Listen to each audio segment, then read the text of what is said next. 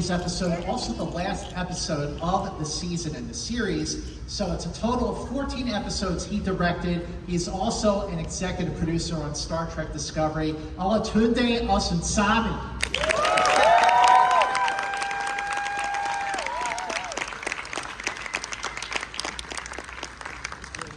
All right, so. Yeah, it's incredibly touching to watch it with you all and to see what you enjoy, what you laugh at, what you find intriguing and exciting. I think probably the sweetest moment was when Trina proposed to Saru. Yeah, I didn't expect that vocalization from everybody, and I just thought that was great. And it's just wonderful watching it all the way through. Each time you guys react, each time you all react. So yeah, it's very special.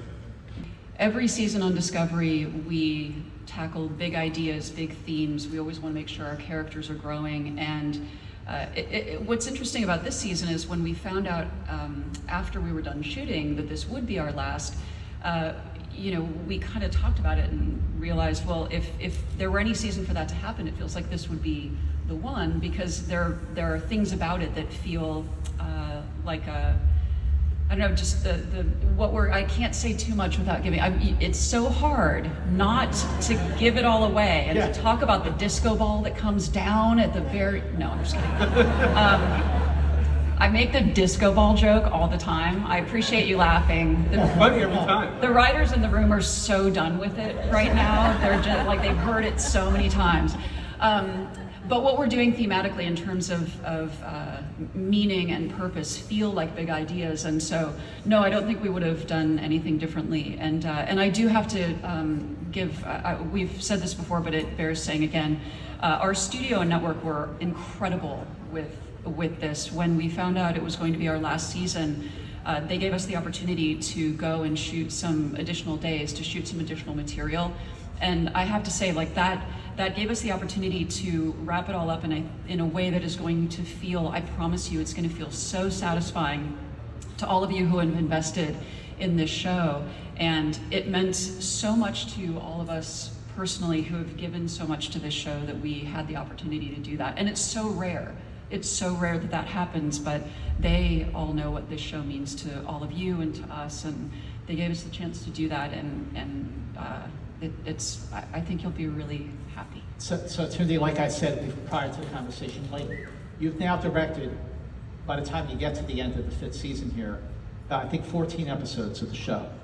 So you directed this one that we just saw, and you also directed the series finale. So the question for you is your perspective on it. You're finished, that's a wrap. Okay, y'all, see you soon. And then you had to come back however many months later for, I think it was 3 days of final shooting. So what was it like that first day when you all came back and you finished filming these final few scenes? Like, what was the mood among the cast? Was it like, okay, like, what was it like? We're a sentimental group. we're very close, and it was emotional. Yeah, those last 3 days, because like Michelle mentioned, we didn't know through the course of the season that we weren't coming back, and I do think it was a good thing, because everything would have been, oh, this is the last time we're doing this is the last time we're doing that, and one can only have so many tears. But yeah, there was a lot of hugs, a lot of tears those last 3 days. And I think really just this feeling of, understanding or hoping we'd accomplish something special, and hoping that we'd accomplish something special for all of you. It was a long journey, starting way back in season 1, and bringing in a Star Trek that hadn't been on the air for some time, and knowing that we're essentially launching this like little mini universe. Yeah. And so from that standpoint, Discovery really did what it was supposed to do, and now we have all these incredible shows that have been spawned. I think you give a round of applause to it. Yeah. I'm glad you brought that up, Tunde, because I think when Discovery premiered in 2017. Of course, that led to Picard and Strange New Worlds and Lower Decks, and you got Section 31, and you got Starfleet Academy, and so on and so on and so on. It's really an exciting time. Which, by the way, Tunde also directed Section 30. Okay, wait, hold that thought. Hold on, don't worry, I'm absolutely going to ask. Sorry, Scott. Section 31.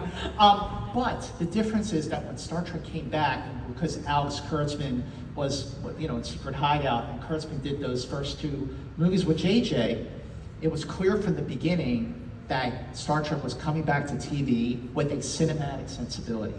And watching this episode on these big screens, you're going like, this feels like it should be in a theater. It absolutely does. So Michelle, like, what were the bigger challenges, especially with this first episode, because there was a lot of cinematic stuff going on? What was the unique challenge to make it cinematic for season 5?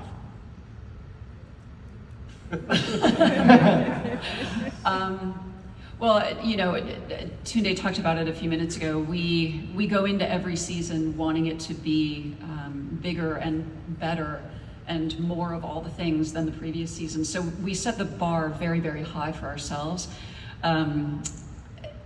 There were quite a few challenges. I mean, we have wonderful, wonderful technology in the AR wall, which allows us to create environments and have them feel very realistic. But there's a lot that goes into that.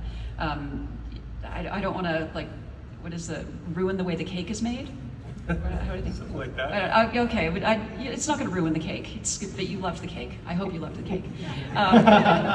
But there's a lot in terms of the technical stuff of getting the sand runner and matching it with the wall. Anyway, you don't care. It was great. There was a lot of technical stuff, but it was complicated. But thankfully, again, as Tunde said, we have a really great team. Tunde's incredible. If any of you are writing something and need a director, here's your guy. We had an amazing team who pulled it all together, and it really does take a team effort. It really does. So here's what's really cool.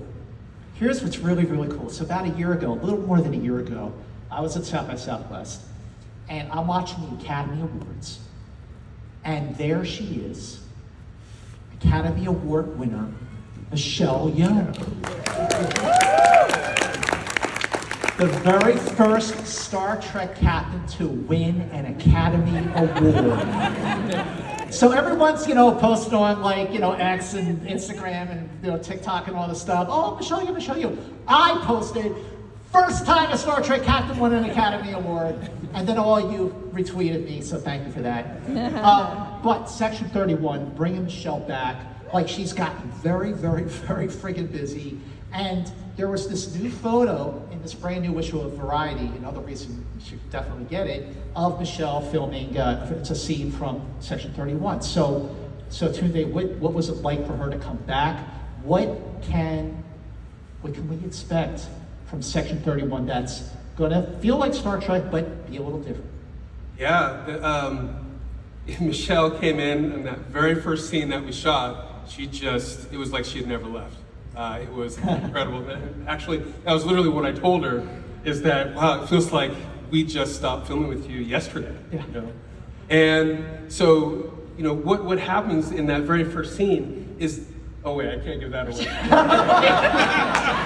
I think people would love it. Nice try, Scott. But it is, again, all these Treks are a little bit different. This one is definitely different, but it's still Trek. And we just finished shooting just a week and a half ago. Ooh. And it is awesome. One other thing about that Discovery gave us, this past year we lost Kenneth Mitchell, and I was wondering if you could just talk about a fond memory you have of Kenneth that made him so special. Oh God. There's many.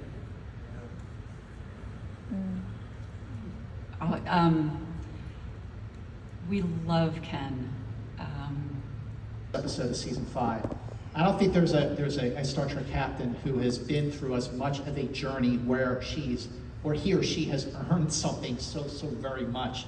Today, I want to talk about the journey, not just of Michael Burnham, but the journey of the great Sonequa Martin Green. just this incredible body of work. Yeah.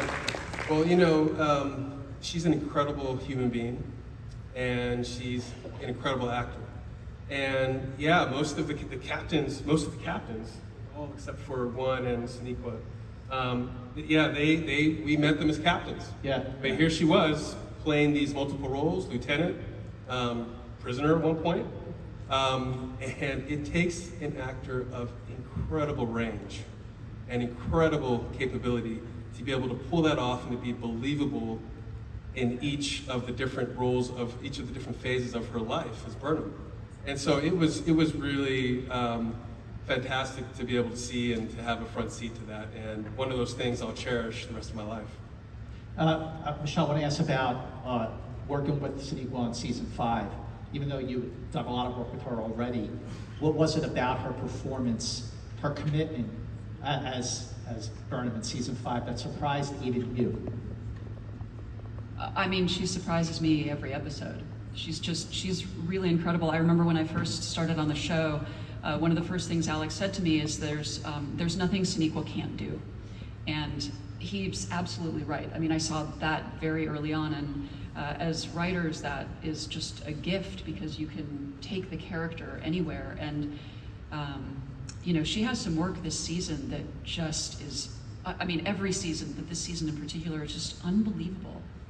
She's a formidable presence and performer, and just so emotional, and the tiniest moments, she just brings them to life. She's just, it's a real treat, honestly, to get to work with an actor like her. So we have a new threats, new stakes, big stakes in season 5, and joining us in the audience, Elias Toufexis. Are you here, Elias? Elias, just come up. What's that? Just come up here for a second. Okay. He's a bad guy. Cheer for him. Season 5.